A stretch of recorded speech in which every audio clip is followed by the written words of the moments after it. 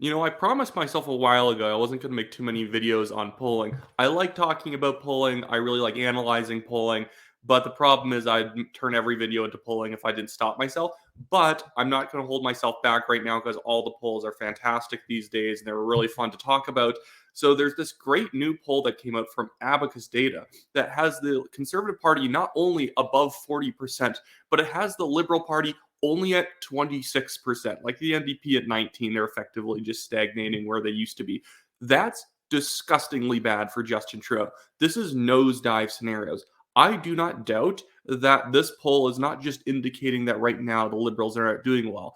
It's indicating that they have zero momentum and the Conservatives have a lot of momentum, and that the Liberals are probably going to keep falling back. We've seen this entire story before. It was the 2011 Canadian federal election where Michael Ignatieff, when the election first started, actually looked somewhat, somewhat durable. He could actually potentially win the race. The Liberal Party was around like 34, 35%. It was actually a fairly respectable number for the Liberals back then. That was actually quite good. They were in contention to actually win that race. But by election day, the Liberal Party, I think everyone remembers, had fallen all the way down to 18%. And I just want to point out when they were still polling at 25% was only like a couple weeks before the actual like election day. So the thing is, when we see the Liberals today polling at only 26%, we shouldn't see this as their floor. We know what their floor is. Their floor is 18%. And while Michael Ignatieff was particularly unpopular because he was effectively just an American running for the prime ministership of Canada, and he was really, the ads were frankly very true that he was just visiting and he didn't actually care to stick around in Canada if he couldn't be the prime minister. But Justin Trudeau has similar problems, not in the same way as Michael Ignatieff, but in the same way that people are deeply tired of him. Because even though Michael Ignatieff was not in politics very long before trying to run to become the Prime Minister of Canada, he already felt like a worn out figure because he was, in fact, only there to try and become the Prime Minister, and that's it. Right now, Justin Trudeau really only exists to stay Prime Minister. And I don't think that's a very compelling narrative to Canadians. Canadians kind of want, their prime minister to actually have a vision for the country and not just basically defensively pretend like all their policies are working out super well while basically just telling people to keep giving them power and not give it to the Conservatives. That's pretty much all Justin Trudeau has left.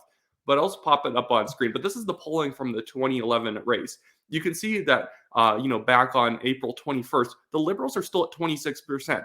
They're still at 24% on April 26th, and by election day on May 2nd, not very long after, they're only at 18.9. It is fully realistic that the Liberals could see themselves going sub 20 before the 2025 election, especially because the Conservatives under Poilievre actually do have a fairly compelling narrative for the country. Get the government out of the way, give power back to individuals, empower parents to look after their own kids, all that sort of stuff, where the Liberals are basically just failed policies. That's all they have left, and they don't have the humility to actually, admit to any mistakes and move forward in a positive direction. But I just wanted to bring up now this one headline that came from the Ottawa Citizen, because I think it's so typical of how the media thinks about politics, that despite this massive polling increase 45 minutes ago from when I started recording this video, the Ottawa Citizen put out this article from, it was an opinion article to be fair, but it was Zacharias. To succeed politically, Poilievre should embrace robust climate measures. To succeed politically, like, what are they talking about? To get above 60% of the vote? He's already doing brilliantly. 40% is more than enough to win a majority government in Canada. I think when Trudeau won his majority in 2015, he was only like 38% of the vote. The Liberals do admittedly have a very efficient voter base. All their voters are exactly where they need them to be. And there's parts of the country, there's like basically no Liberal voters, but they don't really need those ridings anyways. But still, a 40% for a Conservative is more than enough to win, especially with the NDP not really going down and not really going up. So they're just going to hold on to a lot of the territory that they already have.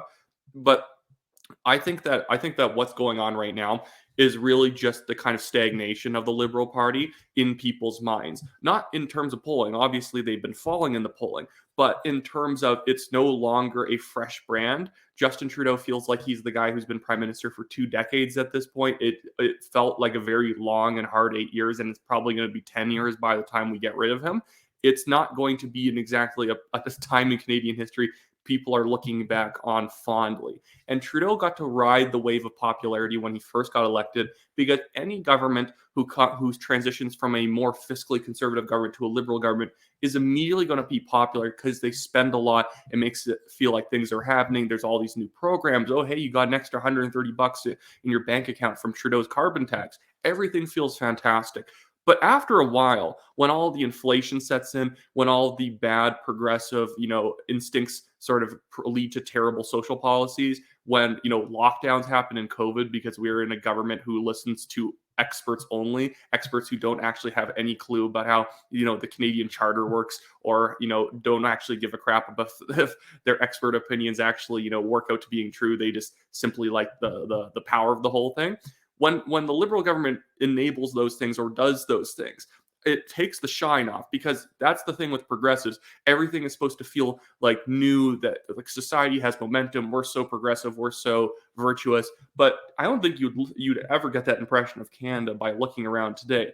The progressive instincts of the liberals have made Canada a very backwards country in a certain sense, and we're a very economically deprived country. We have 500,000 immigrants coming every single year to a country that doesn't have enough housing probably to sustain the people who are already here. And we just think this is okay. And the liberals, like, again, that's a policy they will not reverse on. It is probably the biggest policy failing of their entire government, and they're actually doubling down on it and trying to imply that anyone who doesn't want even more excess demand on the housing market is somehow bigoted and racist. It's completely ridiculous, but this is the hole that they've dug themselves into.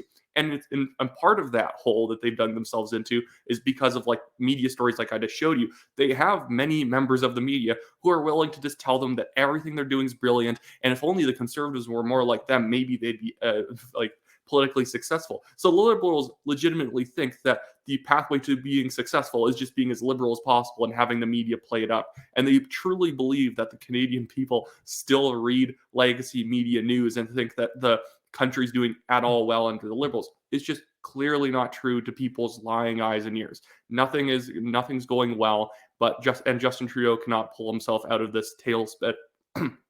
Sorry, but before this video ends, I just want to go back to that poll, because I think the other sort of thing that's quite hilarious about this, not only that the Conservatives are up by 40, but the Bloc's actually down by 2.